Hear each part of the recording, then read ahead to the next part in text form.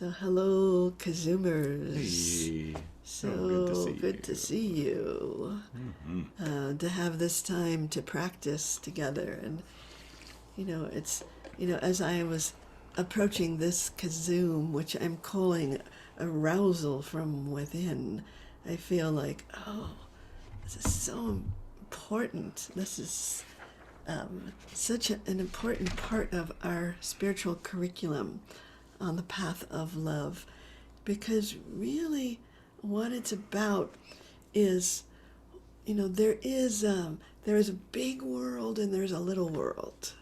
There's a kind of a mochin de gadlut, a big mind, and a mochin de katnut, a little mind. And sometimes we don't know how to, the energy moves between them, the big world and the little world. How does the energy move between them?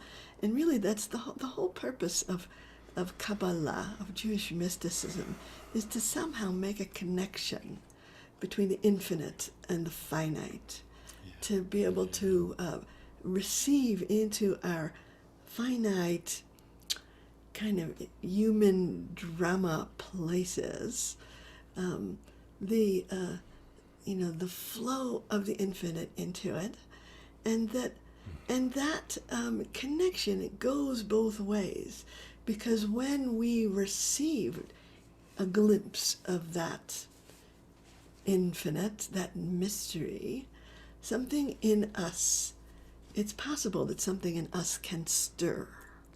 And the stirring in us is like the stirring of the soup that we are. That, you know, that we're being cooked, we're being transformed. And then it's possible then to take what has been stirred and shine it out and really put it back out into the world, back to God, back to that mystery, and so that there becomes this two-way kind of a flow that we can live in, and so, and it feels like there's so many different ways that flow gets cut off, that stops flowing, that gets, you know, there's so many different possibilities of how it gets stuck in some way, and either the flow to us or the flow from us gets clogged up, and you know, we want all of those energies to flow. And so funny, I just came from an acupuncture session. Yeah. Right here in our village. I feel like all my everything's flowing right now. I'm saying like, oh, I want to keep that flow happening. But the flow is not only within me, it's between me and that mystery. And but I have to remain open. And that's my responsibility. That is what I that's what spiritual maturity is me taking the responsibility to do my part to stay open, and also to respond to whatever it is that I am receiving. And so the phrase that, you know, that sort of stimulated all of this for me is you know, I call this practice my perfume, right? And my perfume is, it says bimsibo, nirdi, natan, raycho. So the first part of it, bimsibo, is about the divine entering in to my space, or maybe us meeting somewhere. The king lays down beside me. I get a glimpse of that mystery. Something beautiful touches me. Something poignant, you know, stirs me. That's what happens when the king lays down beside me. And then something is, you know, in that stirring, there's something is released in me, something comes forth, which is, you know, in the language of the Song of Songs, it's my fragrance, my juices are, you know, start juicing, and my fragrance wafts out. And the way I understand, you know, what that means is that there's something unique in me. There's something unique in each of you that gets kind of locked up inside. And our job is to let it be unlocked, to be released, to go forth into the world, so that, you know, so that we can have it, so that the world can have it, so that this flow between the infinite and the finite can happen. And so that very peculiar, unique fragrance that I am is something that I need to be curious about and be free with, and allow it to come forth. I think it's Rav Kook that says the core of freedom is to be loyal to our inner essence, which is the Tselem Elohim, the divine image that is in us. So I think that's what gets released. You know, it's like that that divine that essence is touched and gets released. And then in spiritual community we get to experience and be inspired by each other's unique essence. And when I smell your essence, it sort of inspires me of like, oh, I can let my fragrance come forth as well, and have a blend, a synergy, alchemy between us. That's the word. Yeah. So I want to chant this chant, and actually, as I was laying on the table of acupuncture, I was just breathing it, and breathing in when it was that Aja Melech bimsibo, breathing in this the beauty of life, the way of being touched, and then breathing out my unique fragrance out into the world. So chanting is just like a very fancy way of breathing. Okay. So in a way we are taking this phrase, bringing it into us, being inspired, because this is how we want to live. We want to live in a way that we allow ourselves to be touched, to be stirred, and then from there to offer our unique fragrance.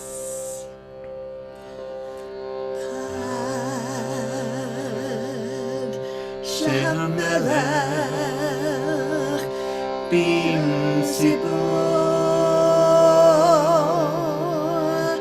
nirdi natan raycho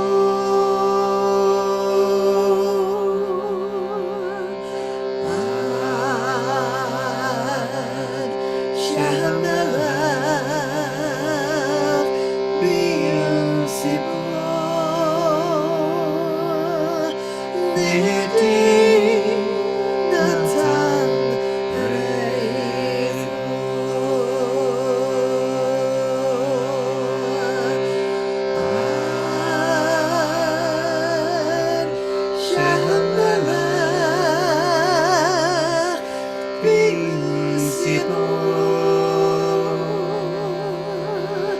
nirdi natan raycho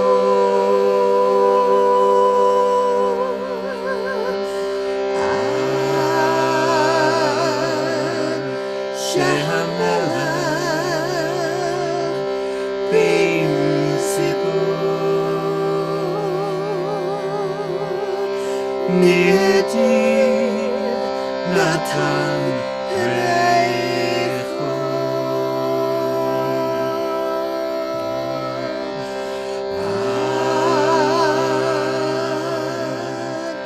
Shaym-Havaya bimsibo nirdi natan raycho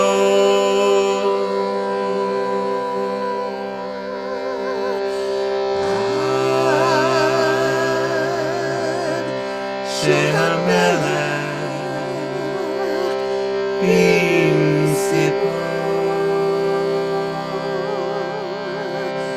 nirdi natan raycho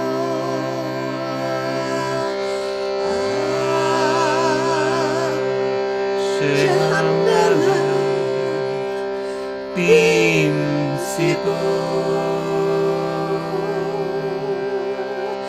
nirdi natan raycho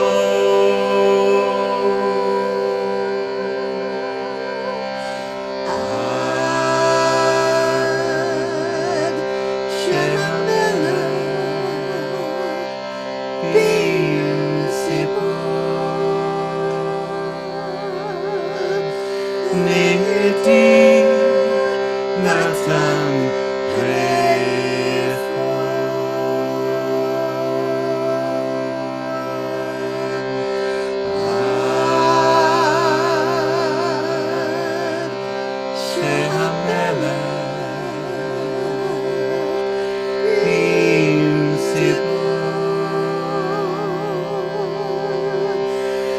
nirdi, natan, raycho.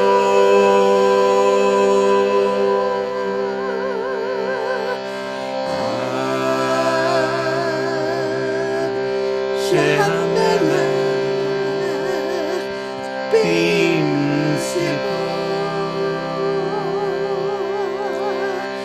nirdi, natan, raycho.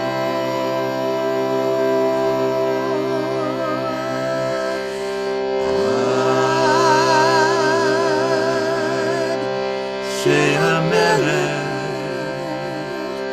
bimsibo,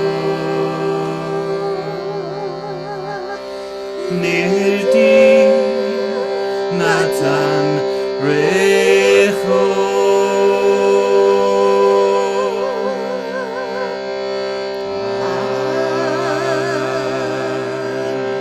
Shaym-Havaya, bimsibo,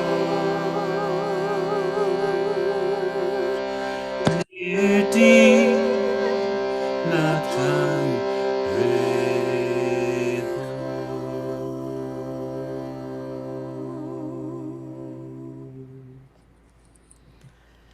So let's do that with the breath. Just keep your eyes closed. And focus in on the breath, and on the in-breath, receive that glimpse of the divine, that sense of the eternal. And the out-breath, let your own fragrance, your own unique essence just be released. Shine forth. Each time you breathe in, let something inside you stir. Each time you breathe out, just let it out. Let out that light, that fragrance that you are.